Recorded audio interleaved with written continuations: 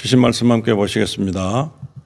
이사야서 6장 8절로 12절까지 말씀 함께 은혜로 받으실 때에 주님을 위해 생명을 드릴 수 있는가라는 제목으로 이 말씀을 함께 보시겠습니다. 우리가 주님과 함께 사는 사람이라면 천국을 소망하는 사람이고 또 예수를 믿는 사람이면 이제 우리가 해야 될 일은 무엇일까요? 바로 주님을 위해 생명을 드릴 수 있는 자가 되어야 됩니다. 그래서 주님을 위해 생명을 드릴 수 있는 사람이 얼마나 될까요? 그래서 오늘 이 말씀을 통해서 정말 하나님을 위해서 사는 사람들이 해야 될 일들, 그리고 하나님께서는 그들을 부르실 때야 어떻게 부르시는가? 그들에게 이 경종을 울려서 우리가 하나님을 찾을 수 있는 만한 때가 언젠가 함께 보시겠습니다. 이사야서 6장 8절에 보시면 바로 그때 주님의 음성이 들려왔다. 내가 누구를 보내야 할까? 누가 우리를 위해 갈 것인가? 그래서 내가 주께 대답하였다. 주님, 제가 여기 있습니다. 저를 보내주소서 합니다. 바로 그때란 게 뭔가 하면 이사야 선지자가 환상으로서 나는 부정한 사람이다. 입술이 부정한 사람이다. 라고 자기를 참 책망하고 그런 과정에서 천사가 불이 핀 숯을 가지고 와서 선지자의 입에다가 갖다 댔습니다. 그러므로 그 순간에 그 깨끗함을 받았다라고 하는 그 상황을 설명해 주고 있습니다. 그때 바로 그때라는 것은 그 순간에 하나님께서 이사야 선지자를 통해서 물어봅니다. 내가 누구를 보내야 할까? 누가 우리를 위해 갈 것인가? 무엇입니까? 부르고 있는, 어떻게 보면 콜링하고 있는 상황입니다. 지금 이 시간에도 이 음성들이 우리에게 들려와야 됩니다. 주님께서 내가 누구를 보내야 할까? 보낼 사람이 없습니다. 모세에게도 이집트로 가라 그랬을 때에 보낼 자를 보내시기를 원합니다 라는 말을 했습니다. 그건 자기는 합당하지 않다라고 말하는 것이 되겠죠. 그래서 이 시간에도 우리들에게 물어오십니다. 내가 누구를 보내야 할까? 그렇게 합니다. 누가 우리를 위해 갈 것인가? 뭘 가며 뭘 하기 위해서 보낼까요? 복음, 하나님 복음을 이 땅에 인류들에게 전해주기 위해서 전할 자를 찾고 있는 사실입니다. 우리 사람, 인류에게 전해주는 것이 동물에게 가르치려고 하는 것이 아닙니다. 우리 인류에게, 하나님의 백성들에게 이 복음을 이제 선포할 자를 찾습니다. 하나님을 찾을 만한 때 찾아야 되고, 그리고 귀를 열고 들어가지고 그걸 삶 속에서 내가 그 복음의 삶을 살 수 있는 그런 사람들을 부르시는데, 지금 이사야가 이 말씀을 들었습니다. 누구를 보낼까 고민하고 계시고, 또 누가 우리를 위해 갈 것인가 라고 우리에게 말씀해 주고 있습니다. 그래서 선지자의 대답은 주님, 제가 여기 있습니다. 저를 보내주소서 합니다. 제가 여기 있습니다. 모세와는 좀 틀리는 대답이 되고 있습니다. 모세는 보낼 자를 보내십시오. 저는 합당하지 못합니다. 그랬는데 이사야 선지자는 하나님의 그 말씀, 하나님의 그 입장, 애타는 마음, 안타까운 마음, 그 마음이 전해졌습니다. 이 선지자에게. 그래서 제가 여기 있습니다. 저를 보내주소서. 우리도 동일한 답이 나오면 얼마나 좋겠습니까? 그런데 상황은 그렇게 허락하지 않습니다.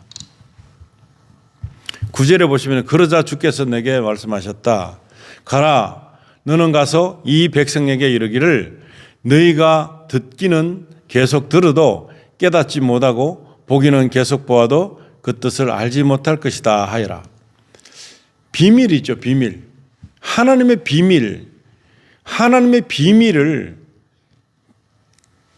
전하라는 것입니다. 선지자가 하는 일은 바로 이것입니다.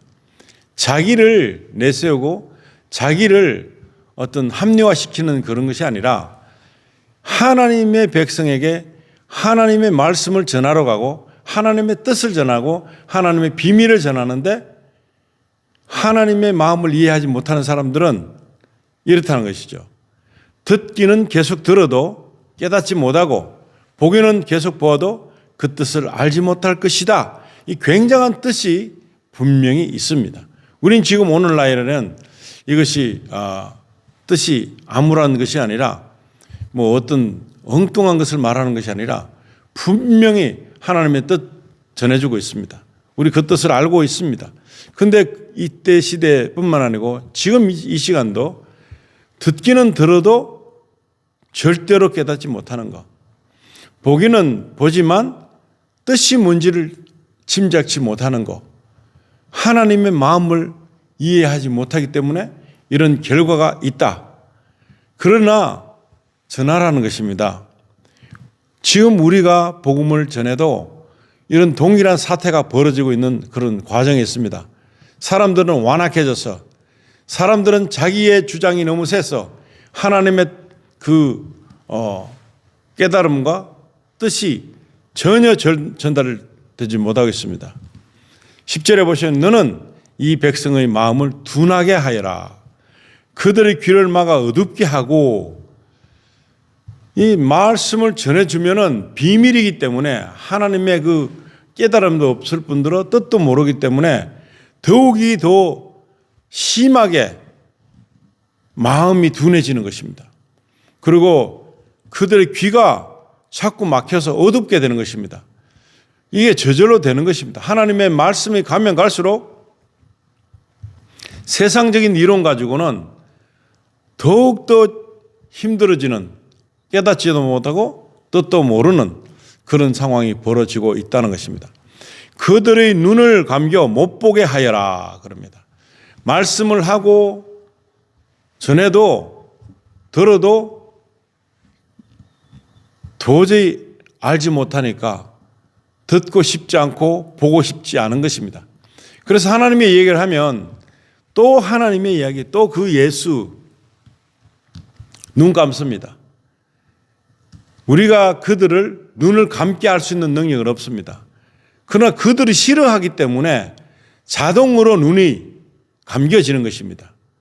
그들이 눈으로 보거나 귀로 듣거나 마음으로 깨달아 내게로 돌이켜서 나한테서 고침을 받게 될까 걱정스럽구나. 예수님도 동일한 말씀하셨습니다. 그런데 이 이사야에게 전해지는 하나님의 말씀도 동일하게 지금 이런 사건이 생기고 있습니다. 자기 뜻이 있기 때문에 하나님의 뜻은 알 수가 없는 것입니다. 하나님의 뜻을 알고 싶지도 않는 것입니다. 그러하면 할수록 눈이 감겨져서 못 보게 되고 눈으로 보거나 귀로 듣거나 마음으로 깨달아서 알면 굉장히 좋은 것입니다. 너무나 놀랄 일인 것입니다. 그런데 하나님의 비밀을 궁금해하지도 않고 짜증나고 실증나기 때문에 내하고 관계가 없는 삶을 왜 나에게 말을 하느냐 하는 그런 반박이 올 수 있는 것을 예견하시고 있습니다. 왜 그럴까요? 마음이 완악해져서 악에 물들어져 있어서 하나님과는 도저히 같이 어떤 의견이나 뜻을 나누고 싶은 생각이 전혀 없는 그런 위치에서 살고 있기 때문에 하나님의 말씀이 들려져도 보여져도 감고 귀를 막아버리는 것입니다. 이건 자기 스스로 감고 막는 거지 우리가 이 복음을 전하는 자가 눈을 못 보게 하는 것이 아닌 것입니다. 그런데 하나님의 말씀을 완악한 자들이 들을 때는 이런 행동으로 한다는 것입니다. 그런데 이렇게 완악하고 악의가 높은 이런 사람들을 하나님은 구원하지 원치 않습니다. 구원하기를 바라지도 않습니다. 그러니까 혹시 깨닫게 돼서 마음을 돌이켜서 의로운 마음을 가지고 하나님께로 나오자 말자 고침을 받게 되면 어떨까? 참 좋죠. 그러나 쉽지가 않습니다. 하나님께서 이렇게 보여주시는 것은 너무나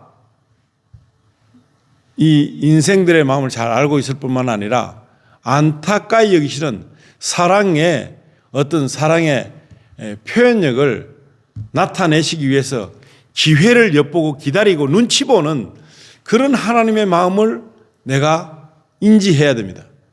하나님의 마음을 알지 못하고 나만 바빠서 너무나 시간이 없는데 하나님 이야기를 하니까 뜬금없는 소리라고 성경 이야기를 하니까 나하고 필요가 없는 일인데 현실에서 내가 아무런 도움이 되지 않는 일을 왜 이야기하느냐?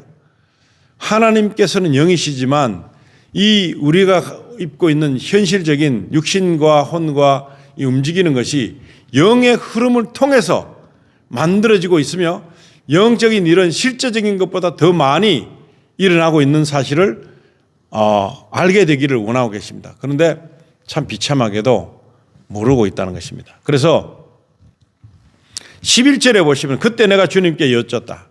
주님 언제까지입니까? 얼마나 오랫동안 그렇게 하실 것입니까? 주께서 대답하셨다. 그들의 성읍들이 모조리 황폐하여 아무도 살지 않을 때까지 한다. 이야, 이건 완전한 멸망, 파멸. 우리에게 육신적인 파멸이 올 때만이 영혼이 깨어지게 됩니다. 영혼이 일어납니다. 육신적인 다급함과 위급함이 오지 않으면 우리는 하나님을 볼 수가 없습니다.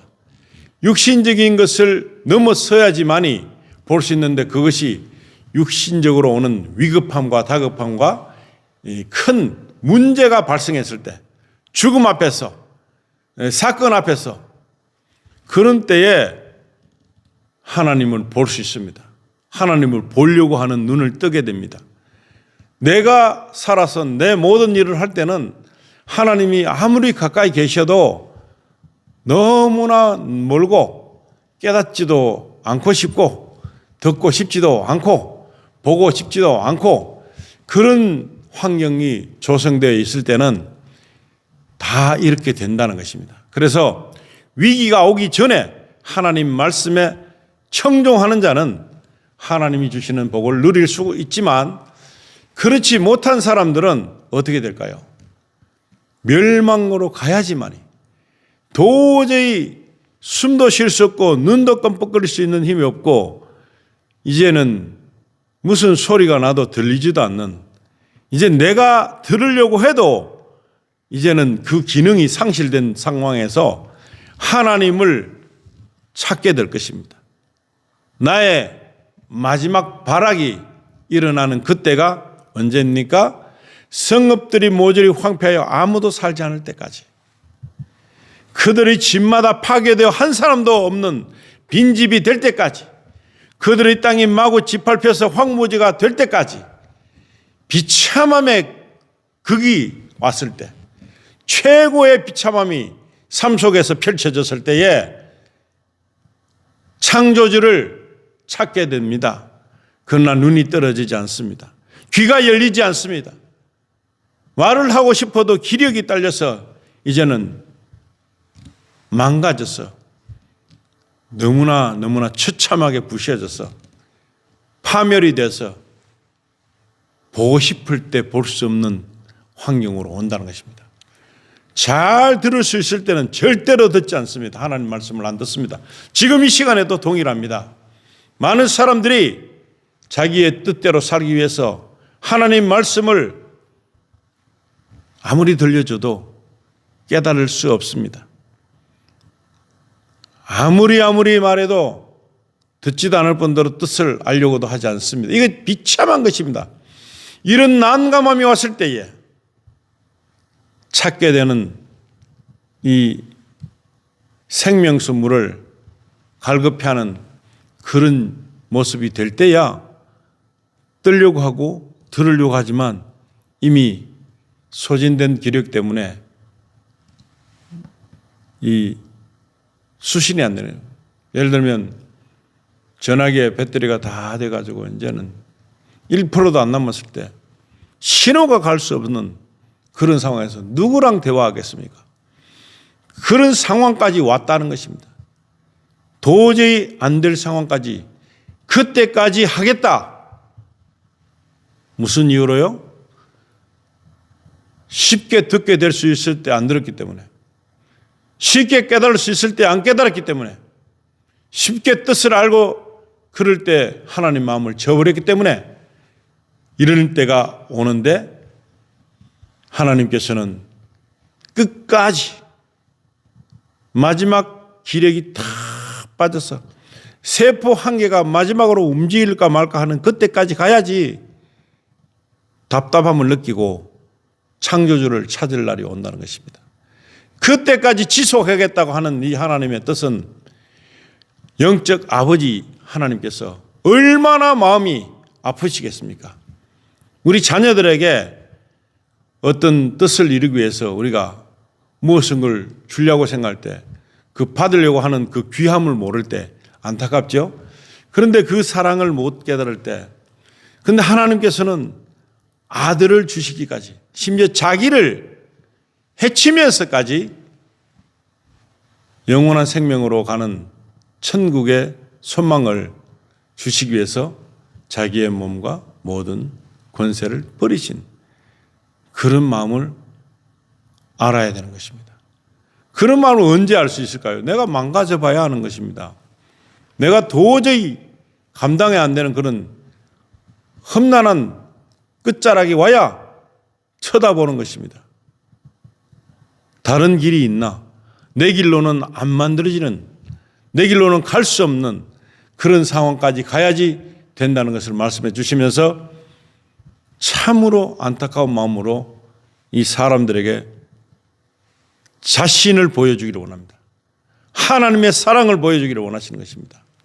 12절에 나 주가 그 백성을 포로로 만들어 먼 나라로 흩어버림으로써 그 땅이 온통 버려질 때까지 내가 반드시 그렇게 하고야 말겠다. 아멘.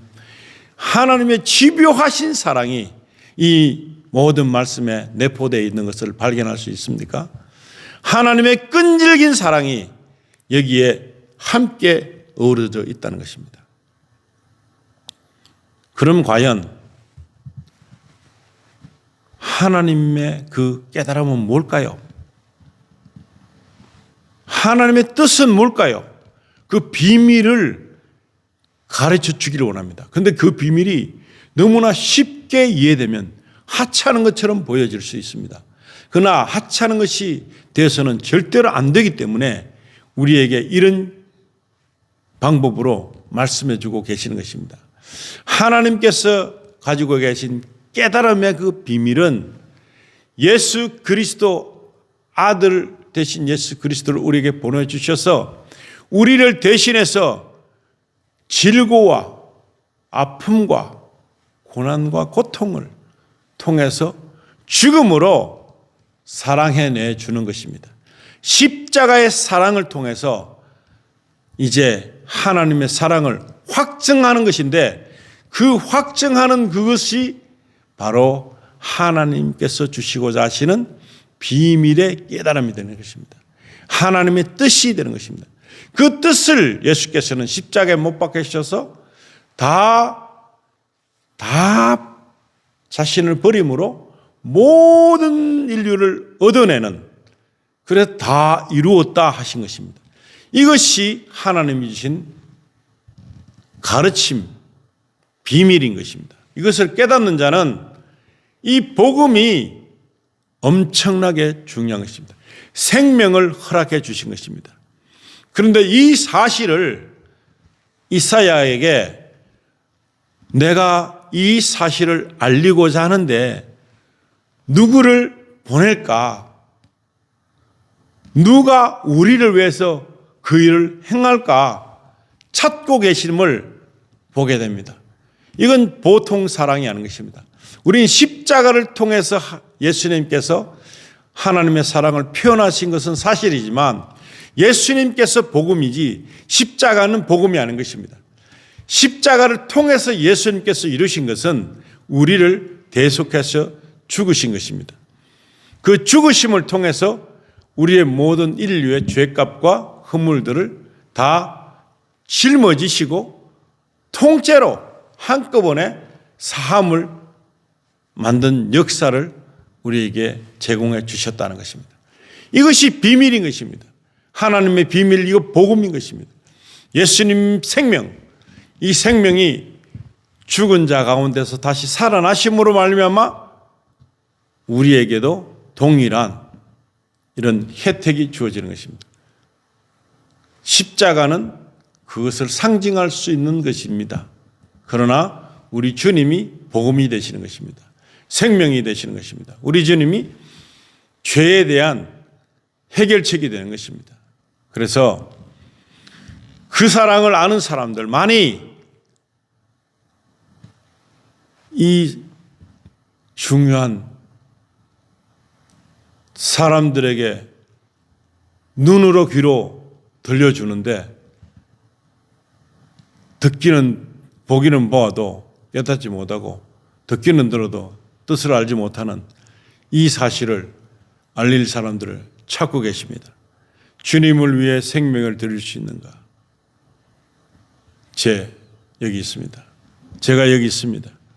저를 보내주시옵소서 하는 그러한 강력한 마음이 우리 안에 내재하는 것은 이것이 나의 능력으로 되는 것이 아니라 성령의 능력으로, 성령의 힘으로 나를 세워주시는, 나를 지탱케 해주시는 그 권세가 나에게 이 일을 지명하신 것입니다.